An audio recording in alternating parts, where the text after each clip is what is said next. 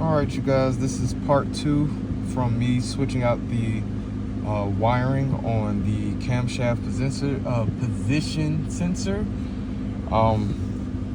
When I went to check the codes and clear it, I did that, and then I started the car and then rescanned it again, and everything is normal.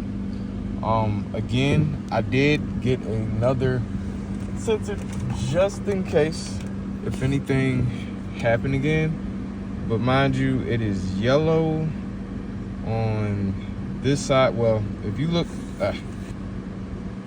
from the connector side piece, it's red on your left, black in the middle, and yellow on the right, and that is facing upward for it to connect in. So red is your hot wire, black is your ground, yellow is your signal wire. Thanks so much. Have a good day.